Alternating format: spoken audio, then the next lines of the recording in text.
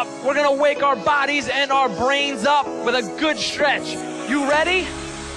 Let's get that neck rolling.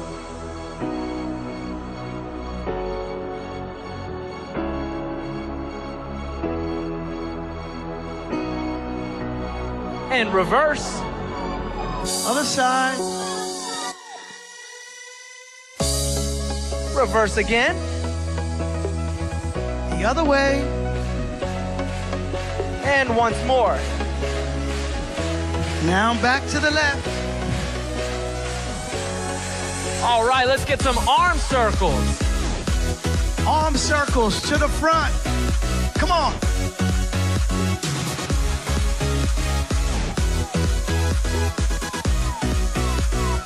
And reverse. Reverse. Don't forget to breathe. Get a good stretch. Forward. Forward. Reverse. Reverse. Get a good stretch. Good stretch. All right, we're gonna cross our arms over our body.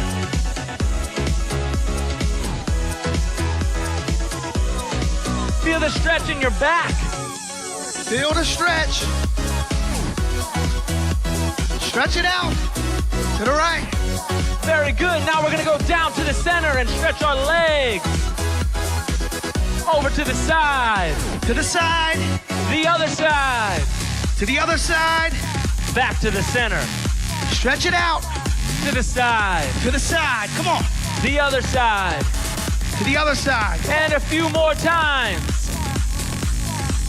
Stretch it out.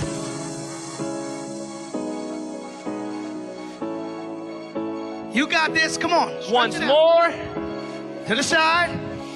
To the other side. To the middle. All right, we're gonna get a couple lunges to stretch the legs out here and warm up our leg muscles. We're doing lunges right now. Come on. Stretch those legs out. Down. Down. Come on. Stretch it out. Couple more, guys. Couple more lunges. You can do it. Come on. Stretch it out. All right, a few arm circles get loose. We're gonna do some knee raises across our body. Here we go. Come on. Stretch it out. Come on. Switch. Lift up the knee. Lift it high.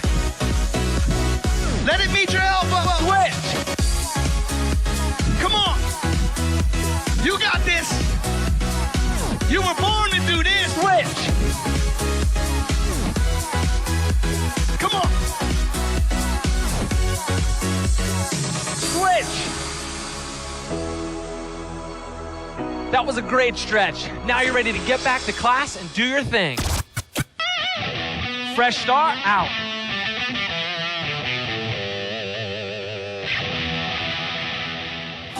Want to go full go noodle? Then click here and create a free account. We've got hours and hours and hours and hours of indoor recess and Fresh Start Fitness waiting for you.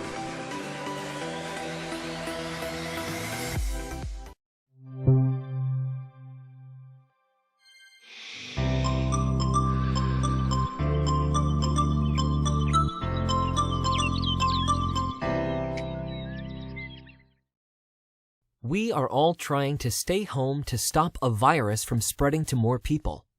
We don't want people to suffer or get sick. We are using social distancing to prevent our hospitals from being too crowded. If we keep people from getting sick now, less people will be sick at once. Then, hospitals can help everyone. Staying home can be difficult at times, but it can also be very positive. This is a time we can thrive in new ways. We can learn to do new things, explore our interests, and be closer to our family. To learn new things and explore new interests, we need to organize our time well. We should wake up and go to bed at the same time each night. Letting these times slide will make our schedule fall apart. We should make a schedule that shows all of the things we want to accomplish that day, make time for schoolwork, exercise, fresh air, fun, hobbies, reading, chores, alone time, and learning new things. Be careful about things that take your time but aren't useful or positive for you. Too much internet or video games can steal time from new and interesting things on your schedule. Treat your family well. Respond with polite tones. Be patient with siblings and use your manners like please and thank you. All families share the work of house chores. Do them well and you'll have a nice sense of accomplishment. This is one way you show respect to your family. It also shows you care about everything you do, not just the things that are fun. We're spending so much time with family members without breaks. If you are losing patience with someone or something, take a break from them by going to a different room to keep from saying or doing something hurtful. If you have done something wrong, say sorry. One of the best parts of family is being loved even when we make mistakes. If worried or anxious thoughts are trying to take over, change the channel on them by using calming strategies and putting your energy into your new interests and hobbies. Connect with your family and talk about good strategies you can try. Discussion. Make a list of new interests or hobbies you can do each day on your own. What new exercise routines can you start on your own or with a family member? Reduce stress by helping others. How can you help your family today?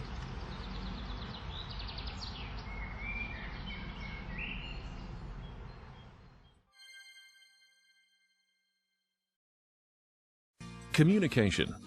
Depending on the job, communication is about being a good talker and a good listener, and using communication devices. It involves being confident when speaking to people face to face. Some of the key elements of good communication skills are listening and understanding what is being said to you, speaking clearly and directly, or using your device to communicate, reading independently, using numbers, sharing information.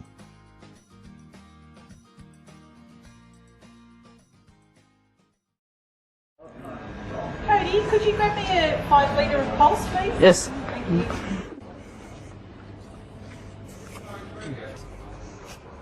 Here you go, Sue. Thank you. Chicken parm, chips and salad, table 19. Hey Matt, can you wash that camera in the wash bay when you finish here, please, mate? Sure can. Thank you. I got pineapple feta. And I got chocolate top. Thank you. Thank you. Teamwork. Teamwork means being good at working with people, both the people you work with and other people that you come into contact with, like customers and delivery people, etc. Some of the key elements of good teamwork skills are working with people of all ages, being able to listen closely and speak clearly, knowing what your role is in the team.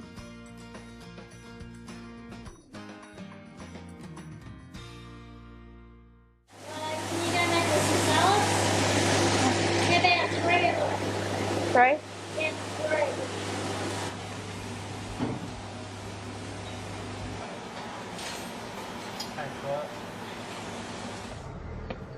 Ben, can I have 8 days of certificate? Yeah, no, it's not. Yeah, thanks.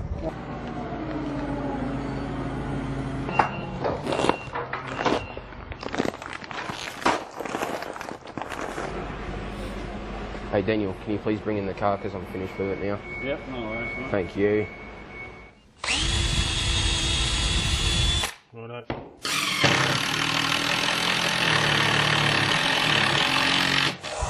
I'll hold, you dry. Now remember to keep that moving on her. That's it. Nikki, I finished. Is there anything I can help you with? Yes, please, Courtney. Can I have 3 pink gerbils?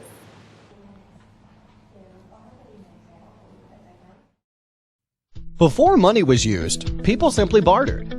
Person 1 gave Person 2 some eggs and received, let's say, wood in return. But for this transaction to happen, Person 1 has to want wood and Person 2 has to want eggs. If person 1 doesn't want wood and wants a knife instead, then person 2 has to first find person 3 who is willing to give him a knife for his wood, and then give the knife to person 1 so that he can receive person 1's eggs. This is just way too complicated. Therefore, a common denominator was required, something desirable that everyone accepts to act as a medium of exchange. That's what money basically is, a widely accepted medium of exchange. People simply trade using money and don't have to resort to bartering. Some communities use cocoa seeds as money, other communities use seashells, others cattle, and so on.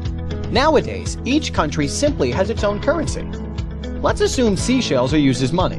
This means that instead of bartering, person 2 pays person 1, let's say 2 seashells for his eggs, and when person 1 decides he needs a knife from person 3, he pays him in seashells as well, because that's what everyone in the community uses. Kids want to know. Imagine that you really want to play soccer at lunchtime, but when the bell rings, you can't find your shoes. When you finally get out to the field, the teams have been picked and it's too late for you to play. Maybe you got so mad that this small problem became a big problem in an instant. When we lose control of our emotions like this, we can call it flipping your lid, kind of like the way a pot might do if it was too full and too hot.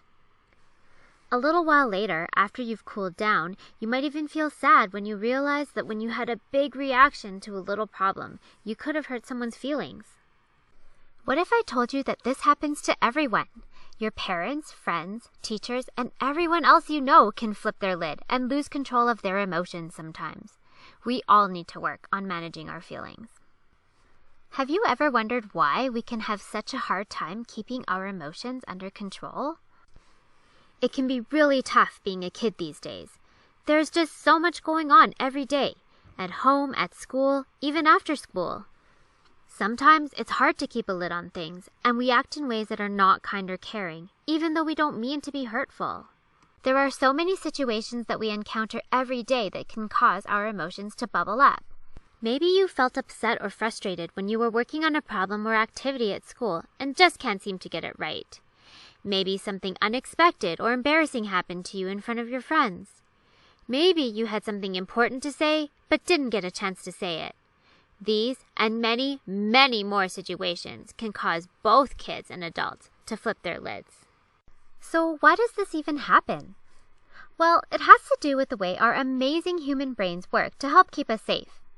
This is your brain, the part of your body that controls everything you do.